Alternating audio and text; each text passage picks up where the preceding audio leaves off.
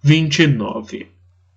Quando Shinji o encontrou logo de início, Yutaka Seto parecia estar em estado de choque por ter testemunhado as mortes de Yumiko Kusaka e Yukiko Kitano, mas algum tempo depois ele se acalmou. Shinji Mimura escutava de novo com atenção no local recoberto de galhos pelos quais atravessavam os mornos raios do sol. Não havia sinal de pessoas ao redor, apenas o trinado de um passarinho. Quem quer que tenha matado as duas não deve ter notado Yutaka nem Shinji, que acabara de se unir a ele. Mesmo assim, cuidado nunca era demais. Relaxe quando necessário, mas também esteja preparado para quando for preciso. Ou seja, não erre seu julgamento. O tio adorado de Shinji lhe dissera isso. Ele lhe ensinou tudo o que sabia, a começar pelo basquete, ou seja, exerceu grande influência na formação de Shinji, também conhecido como Terceiro Homem. Seu tio também lhe passou os conhecimentos básicos de computação, mas quando mostrava como acessar conexões estrangeiras da internet legalmente, ele costumava dizer enfaticamente: cuidado, nunca é demais. E agora era um desses momentos para o qual Shinji devia estar preparado. Não havia dúvidas quanto a isso. Ei, Shinji! O terceiro homem olhou para trás ao ouvir a voz de Yutaka, que, recostado numa árvore, abraçava os joelhos de olhos fixos neles. Pensando bem, eu deveria ter te esperado lá na frente da escola, então teríamos ficado juntos desde o início. Ele ergueu a cabeça e olhou para Shinji. Pensando bem, eu deveria ter te esperado na frente da escola, então teríamos ficado juntos desde o início. Ele ergueu a cabeça e olhou para Shinji. Mas eu estava apavorado. Shinji cruzou os braços com sua bereta na mão esquerda. Será? Teria sido perigoso. Sim, com certeza. Yutaka provavelmente não sabe que Mayumi Tendo e Yoshio Akamatsu foram mortos em frente da escola. Além disso, só então ele se deu conta de que Yutaka chorava. Tinha os olhos repletos de lágrimas que começaram a escorrer por suas faces. Duas linhas finas e brancas se formaram no rosto sujo de lama. O que houve? Shinji perguntou, gentilmente. Yutaka levantou o pulso ferido que recebera o curativo feito por Shinji e enxugou os olhos com uma tira da toalha. Eu sou patético. Sou um idiota e um covarde. Ele parou e depois disse, como se soltasse algo preso no peito. Não fui capaz de salvá-la.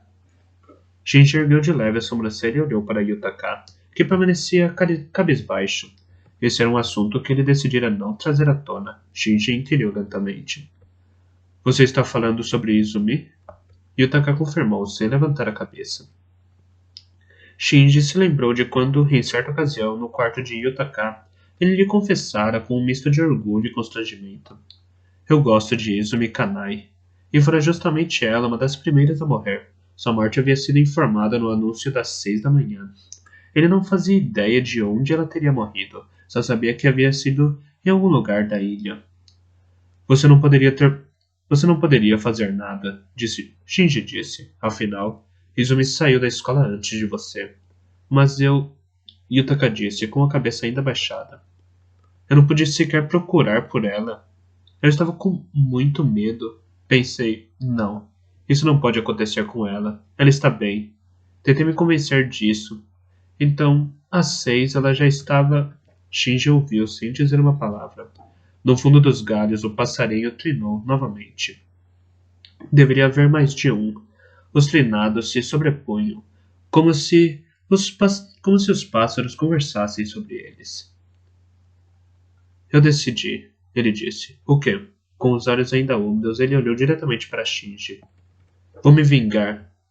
Vou matar também o desgraçado do Sakamoto e o resto dessa droga de governo. Shinji olhou, surpreso para Yutaka. É claro que ele também estava totalmente enlouquecido com aquele jogo estúpido e com o governo que operava. Ele nunca tivera, de fato, um relacionamento direto com Yoshitoki Kaninobu, o melhor amigo de Shuya Nanahara. Ele era um pouco lerdo demais para seu gosto, mas o considerava um bom rapaz, e o governo brutalmente o assassinou.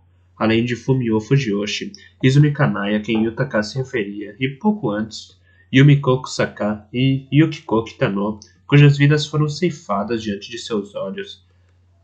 Foram outros colegas da turma, mas seria cometer suicídio.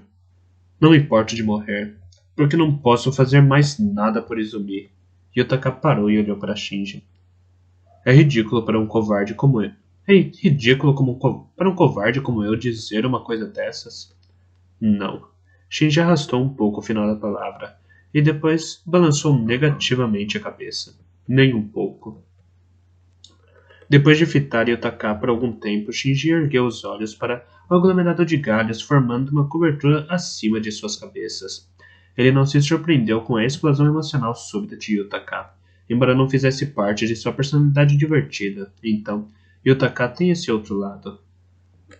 Por isso, sempre fomos amigos, mas não me importo em morrer. Porque não posso fazer mais ainda por Izumi. Eu me pergunto como deve ser se sentir tão apaixonado por uma garota.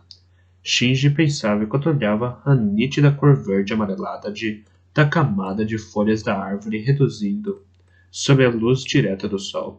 Ele se relacionara com algumas garotas e até chegou a ir para a cama com 3 delas. Um número nada ruim para um garoto do ensino fundamental, não é? Mas nunca sentiu por uma garota uma paixão tão forte como a que Yutaka sentia. Possivelmente estava relacionado ao fato de que seus pais não se davam bem. Seu pai tinha amantes, era um funcionário excelente na empresa, mas embora seja presunçoso para um filho que ainda não é independente dizer isso, era um homem medíocre.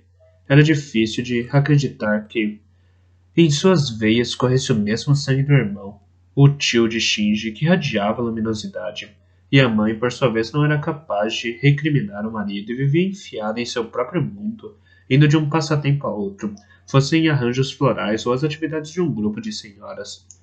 Eles conversavam normalmente, os dois faziam o que era necessário, porém não confiavam um no outro e não se ajudavam. Apenas acumulavam uma aversão mútua que crescia à medida que envelheciam. Bem, talvez isso seja comum com a maioria dos casais. Desde que se tornaram o amador genial do time de basquete, Shinji Mimura fazia grande sucesso com as garotas. Logo, relacionar-se com elas era fácil, beijá-las e idem. Depois de algum tempo, levá-las para a cama se tornou algo simples, porém, ele jamais se apaixonara por nenhuma delas. Infelizmente, Shinji não tivera a oportunidade de comentar sobre isso com o tio, que sempre tinha a resposta certa para tudo. Ele começou a se preocupar com isso de repente, 2 anos depois da morte do tio. O brinco na orelha esquerda de Shinji pertencera ao tio, que certa vez lhe disse: Isso era de uma mulher que eu amava. Ela morreu há tempos. Shinji tinha uma grande estima pelo brinco. Depois da morte do tio, por ocasião da doação das roupas e outros pertences pessoais, ele se apossou do objeto sem pedir permissão a ninguém. O tio certamente lhe diria: Pode ser o início de sua degradação, Shinji. Mas não é ruim amar e ser amado. E ser amado. Vá logo achar uma moça legal para você.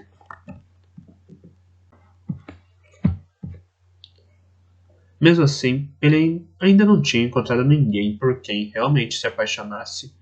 Ele lembrou que sua irmã precoce, Ikumi, 3 anos mais nova que ele, lhe perguntou certa vez: Irmãozinho, você quer casar por amor ou pode ser um casamento arranjado? E como ele respondeu: Talvez eu nem case. Ikumi, Shinji pensou na irmã. Espero que você se apaixone por alguém legal e tenha um bom casamento. Eu posso acabar dizendo adeus a esta vida sem ter experimentado o que é estar apaixonado. Shinji olhou de novo para Yutaka. Posso lhe perguntar uma coisa, Yutaka? Desde já me desculpe se isso soar ofensivo. Yutaka olhou para ele, espantado. O que é? O que havia de tão especial em Izumi? Yutaka fitou Shinji por um tempo, então, em seu rosto molhado de lágrimas surgiu um sorriso. Talvez essa fosse sua forma de oferecer um buquê de flores à morta. Não sei como dizer, mas ela era muito linda. Linda? Shinji replicou para acrescentar às pressas. Quer dizer, não estou falando que não era. Izumi Kanai. Bem, certamente não era uma baranga, mas se o assunto eram garotas lindas, havia na turma Takako Chigusa. Ah, acho que essa fazia meu tipo. Sakura Hogawa. Bem, ela ficava com o Kazuhiko Yamamoto E os dois já se foram. E Mitsuko Soma, sem chance, por mais linda que seja. Yutaka então sorriu outra vez e disse: quando ela estava sonolenta, sentada com as mãos apoiadas no rosto, era linda. E quando regava as flores na varanda da sala de aula, tocando alegremente nas folhas, ela era linda. E quando deixou cair o bastão no dia da ginástica esportiva e começou a chorar, ela estava linda. E também quando durante os intervalos conversava com Yuka Nakagawa, segurando o estômago de tanto rir, ela era ainda mais linda. Ah, conforme eu vi essas divagações, Shinji de repente se convenceu. Embora as simples explicações de Yutaka não explicassem absolutamente nada, ele se deu conta de que amar era aquilo. Ei, tio, devo estar começando a entender o que significa esse negócio de estar apaixonado por alguém. Ao terminar de falar, Yutaka olhou para Shinji, que retribuiu o olhar gentilmente e inclinou de leve a cabeça, então sorriu. Eu dizia que no futuro você viraria um comediante, mas vai acabar se tornando um poeta. Yutaka também sorriu, então Shinji falou, sabe? O quê? Não sei como dizer isso, mas acho que Izumi realmente ficaria feliz se soubesse que alguém a amava tanto. Ela deve estar chorando exatamente agora lá em cima, no céu. Comparadas às palavras de intensa carga poética de Yutaka, as de Shinji pareciam simples demais, mas ele as disse mesmo assim. Com isso, lágrimas voltaram a brotar nos olhos de Yutaka. Repentinamente, elas escorreram por seu rosto. Formavam 2 ou 3 linhas brancas, listrando suas bochechas. Você acha? Yutaka replicou, todo engasgado, e Shinji estendeu a mão direita até o ombro dele e gentilmente o sacudiu. Lógico. Shinji fez uma pausa e depois acrescentou. E se decidir mesmo se vingar, pode contar comigo. Yutaka regalou os olhos ainda marejados. Sério? Sim, Shinji afirmou. Havia algo mais sobre o qual ele andava refletindo já fazia algum tempo. Não era o assunto das garotas. Ele ponderava sobre seu futuro naquela aposta de República da Grande Ásia Oriental. Há tempos ele comentara sobre isso com Yutaka. Na época, Yutaka dissera algo como eu nem imagino, e complementou, pelo menos talvez me torne um comediante. Shinji sorriu com a resposta sarcástica do amigo, mas era algo com o que ele se preocupava seriamente.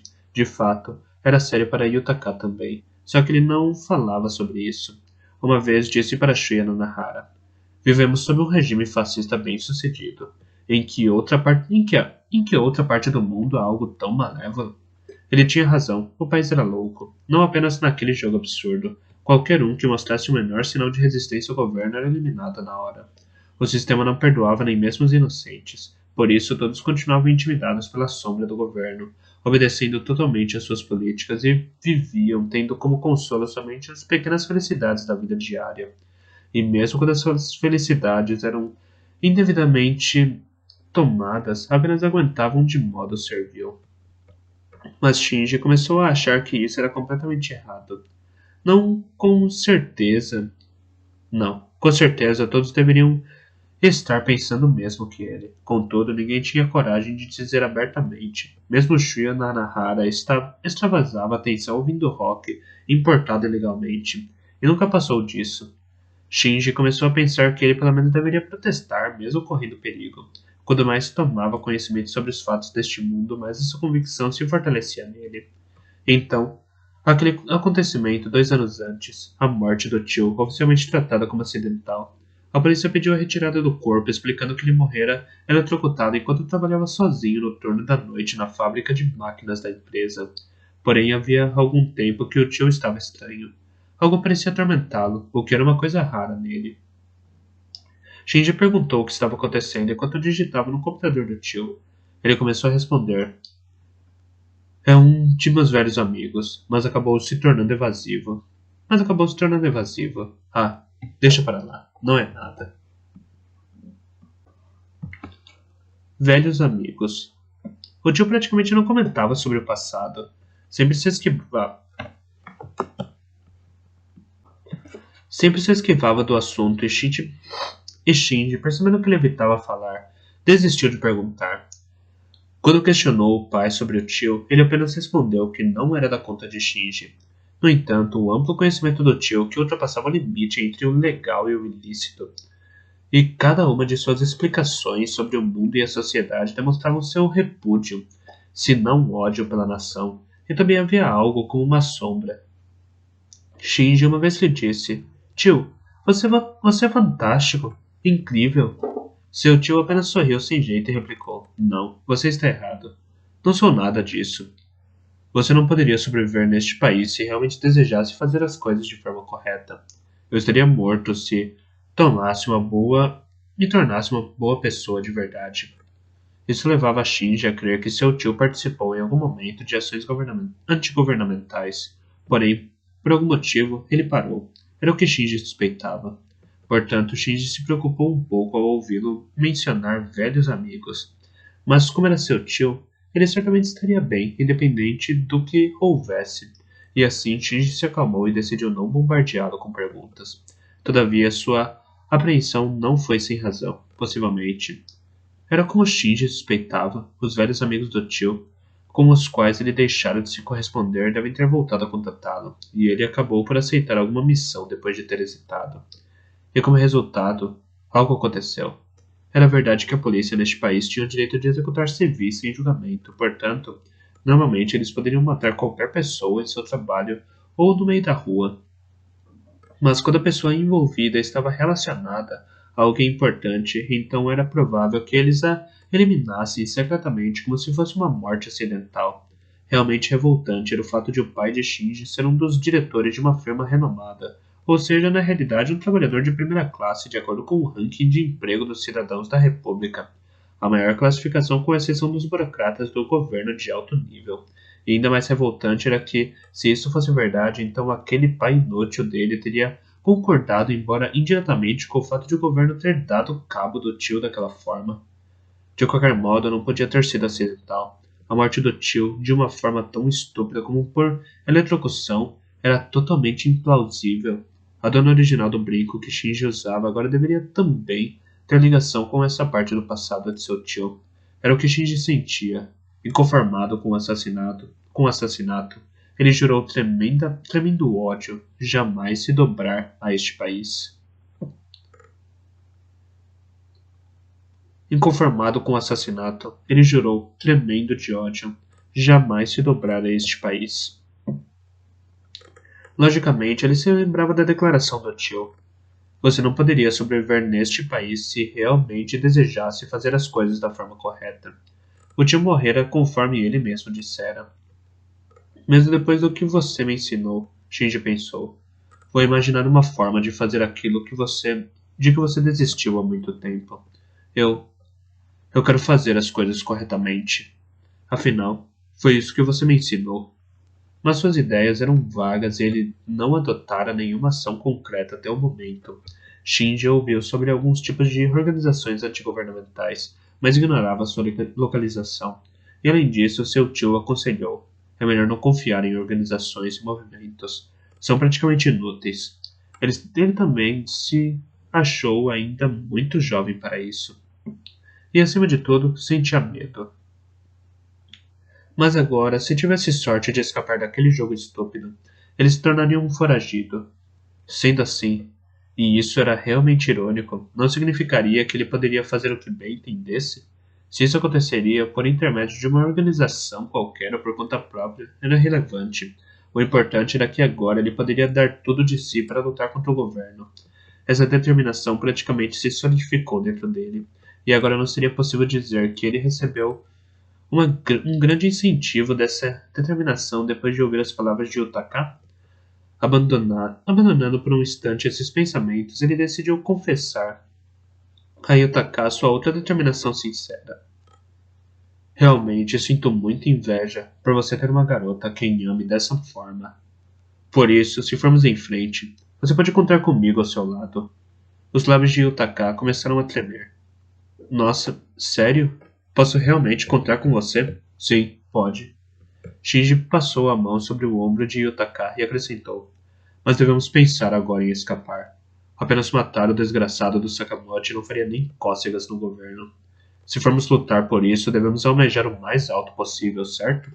Yutaka concordou, depois enxugou os olhos. Shinji perguntou: você viu mais alguém além de Yukiko e Yumiko?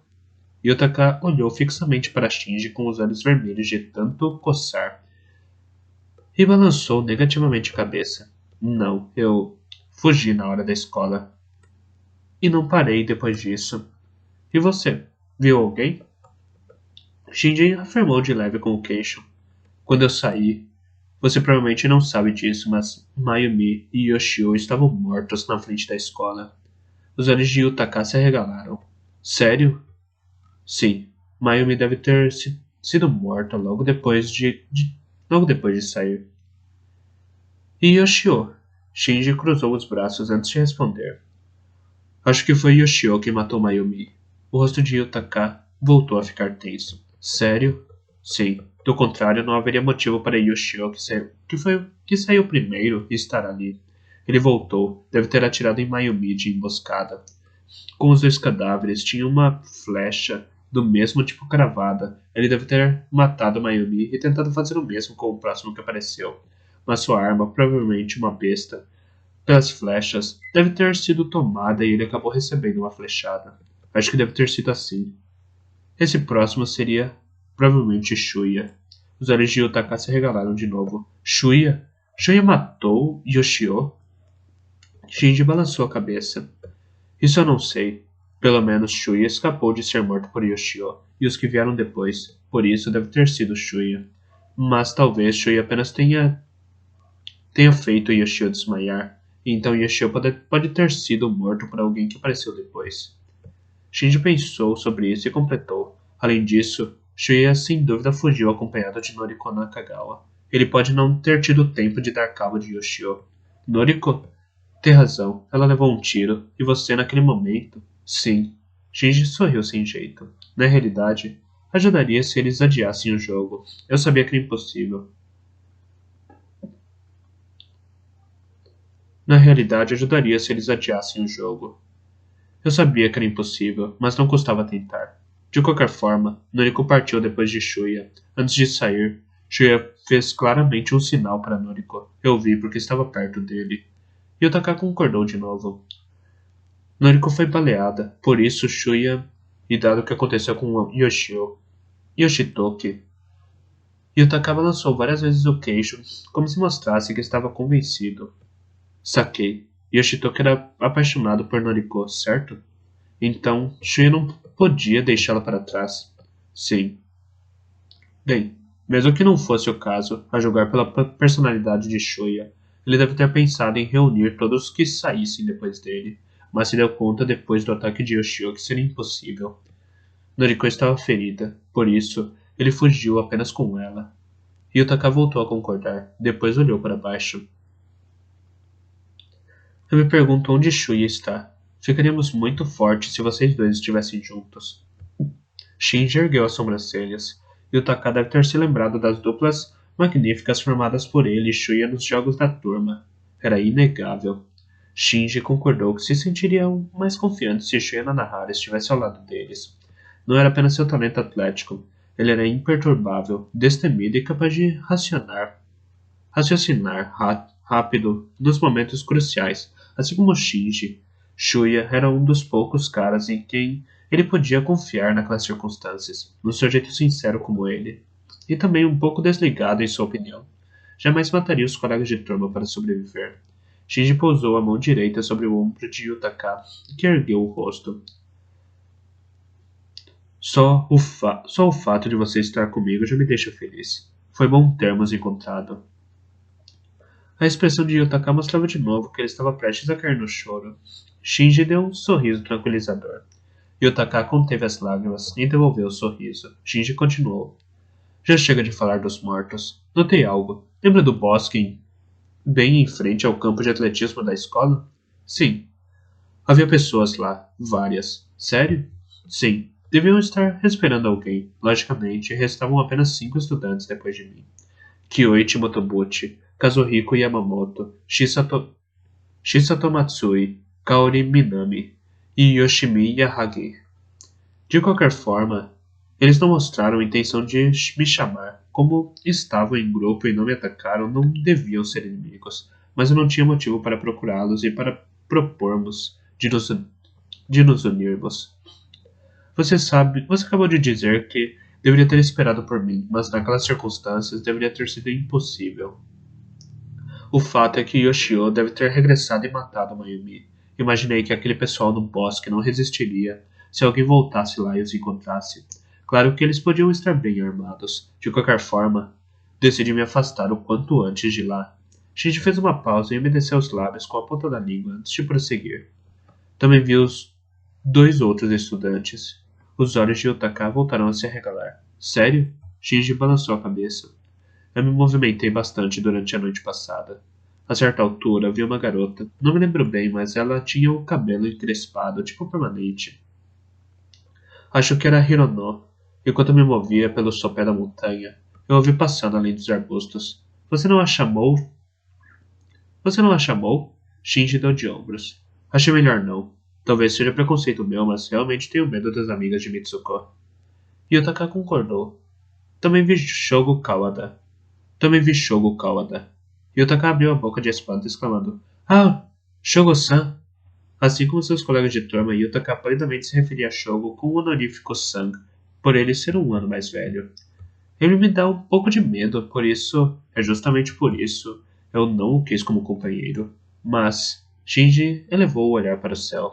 Logo voltou a mirar Yutaka. Ele parece também ter me notado. E ele havia acabado de sair de uma casa onde entrei para procurar algumas coisas. Ele estava lá, mas logo se escondeu no caminho entre os campos da plantação. Acho que empunhava uma pistola. Eu me escondi atrás da porta entreaberta. Ele deve ter me examinado por um tempo, mas depois desapareceu. Não fez menção de me atacar. Yutaka disse: pelo menos isso mostra que ele não é um inimigo. Shinji balançou a cabeça negativamente. Com o Shogo, nunca se sabe. Ele pode ter percebido que caí. Ele pode ter percebido que também estava armado e resolveu se precaver, desistindo de me atacar. Seja como for, resolvi não segui-lo. Entendo, Yutaka disse, mas depois olhou para cima como se percebesse algo. Bem, eu não vi ninguém, mas, sabe, não houve outro disparo antes de Yumiko e Yukiko serem baleadas? Houve sim, Shinji afirmou. Não era o som daquela metralhadora. Será que foi direcionado às duas também? Não, Shinji discordou. Acredito que não. O tiro deve ter sido dado como aviso para incitá-las a parar. Quem atirou sabia que o que elas estavam fazendo era arriscado. O atirador queria assustá-las, com o tiro para que elas fugissem e se escondessem. Yutaka se inclinou para a frente para ser excitado. Então, pelo menos esse atirador não é um inimigo. Pois é, mas não temos como nos juntar a ele, embora eu tenha uma vaga ideia de onde o tiro partiu. Ele já deve ter saído de lá. Afinal, o cara da metralhadora também conhece a posição dele. Yutaka retraiu o corpo, um pouco desapontado. Eles permaneceram em silêncio enquanto Shinji pensava, de braços cruzados. Shinji imaginava se Yutaka não teria visto alguém em quem eles pudessem confiar.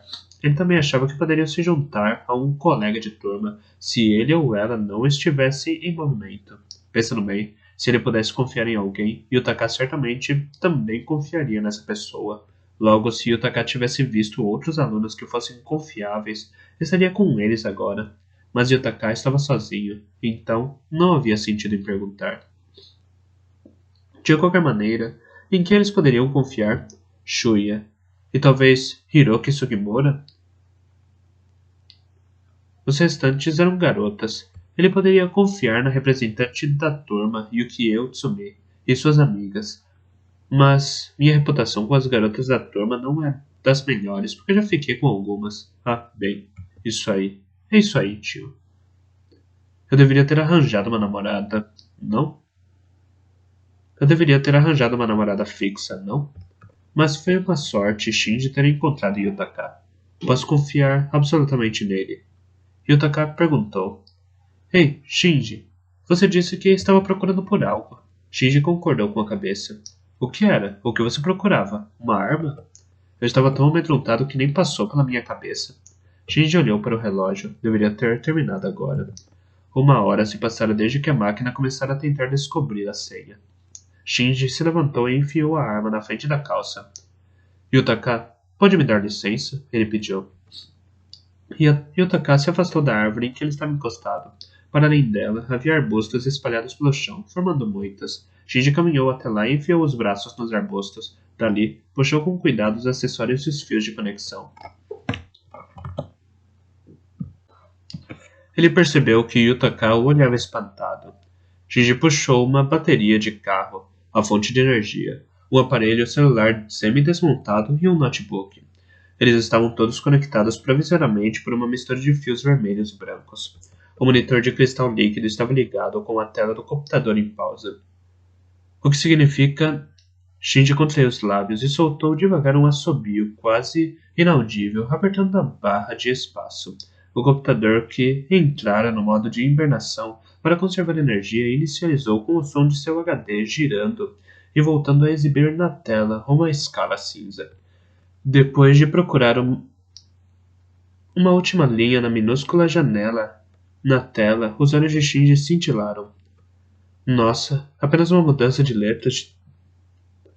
Nossa, apenas uma mudança de letras de tão simples, eu não adivinharia. Ele disse. Ei, Shinji, isso é...